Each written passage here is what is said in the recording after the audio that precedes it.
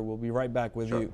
Now, for more breaking news, former president and Russian Secretary of Security Council Dmitry Medvedev said that the Peacemaker, has again shown his true colors.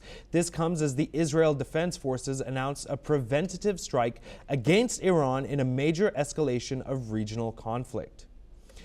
More breaking news now. Polish President Karol Nawrocki has said that he is thankful to the maintained allied coalition channels as Poland is aware of the military actions taken by Israel and the USA. Next up, the African Union has called for urgent de-escalation after strikes were carried out by the United States and Israel on Iran.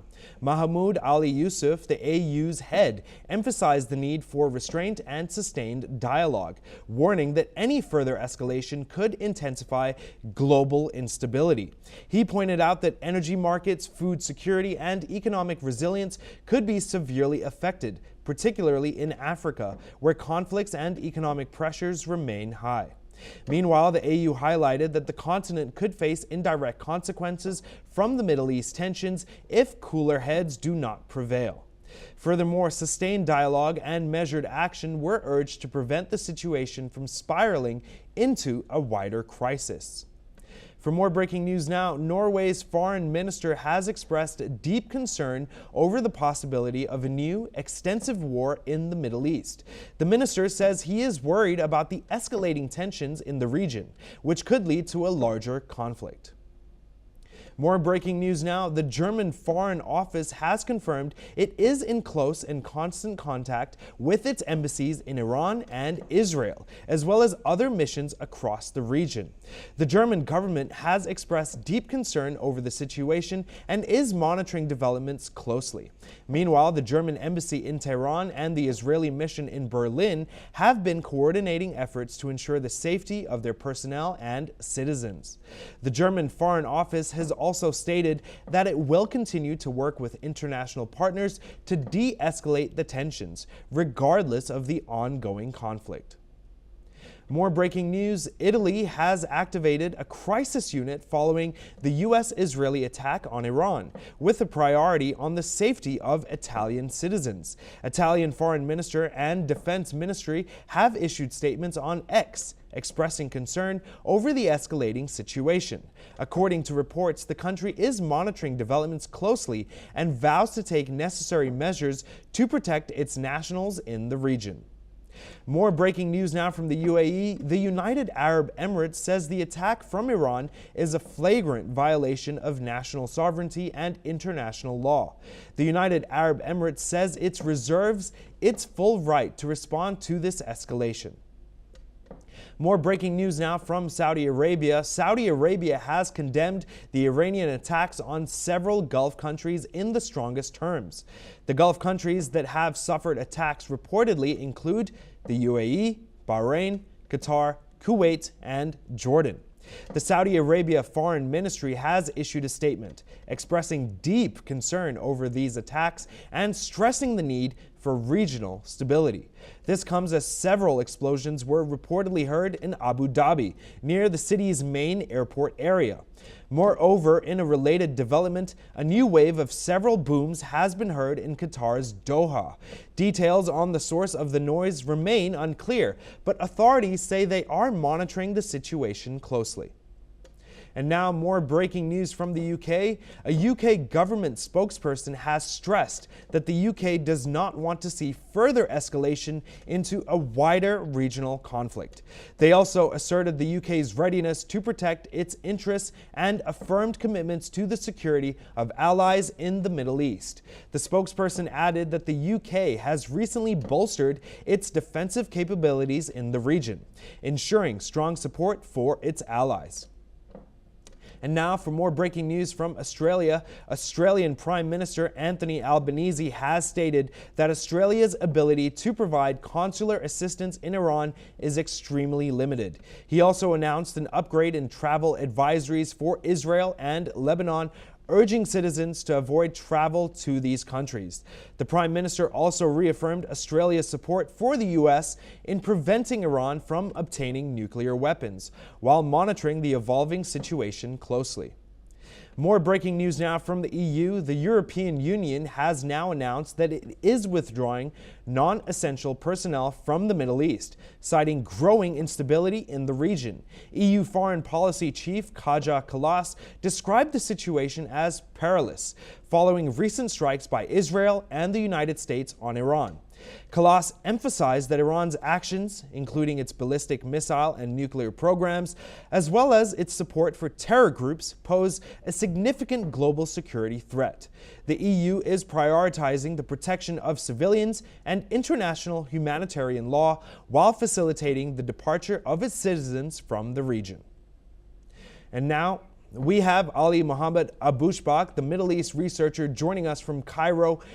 Sir, how far do you believe the EU will go to essentially extract its citizens from the Middle East? Please. Thank you for having me. Things is today morning. It was a very surprised day, and during the a negotiation was going on, but suddenly Israel and America have taking the decision to bomb Iran. Thankfully, that Ayatollah Khomeini he was safe now, and as well as the foreign minister of America of Iran, he's also Abbas Araghchi, he's in safe place nowadays. Worth mentioning that the internet service have been shut down in Iran because of the Israelis bombardment and American bombardment since today morning up to now. Also, Iran have been bombarded several of American bases in Gulf countries as well. At that time, also Iran was mentioning that and continuously said if the American and Israel is going to wage a war against Iran, that will be a regional war. It will not be limited to the Iran. That's it. Today, Iran translated this speech to the action. Have seen several of American bases in the region have been bombardment and under Israel Iranian attack. As you mentioned, Saudi Arabia have condemned the attack, as well as Qatar. The foreign minister of Qatar just now have condemned the attack against the Qatar's land. I guess now also there is a several. I guess there is a one of the Israeli have been injured. One of the Emirati also has been injured during the Iranian missiles, ballistic missiles launched toward the Emirat. So situation is up to now. It's not clear, and it's not about up to now. Also, Israel have been intercepted several of Iranian ballistic missile. One of them hit a building in South Israel, and according to the Israeli media, there is one of the Israeli have been injured during the Iranian attack. So up to now. Situation is not clear up to now. It's there is a no about any single news confirmation about the fate of Ayatollah Khomeini, Ali Khamenei, as well as several of Iranian leader, and about who's the Iranian leader have been bombed during the morning attack. About what's the position of them and how many of them, because of Israel, according to Israelis news outlets, they confirmed that this operation have been success, but also after this is a very early morning, but just only now the television 12 channel of Israel, they confirmed they failed to kill and assassinate Ali Ayatollah al-Khamenei.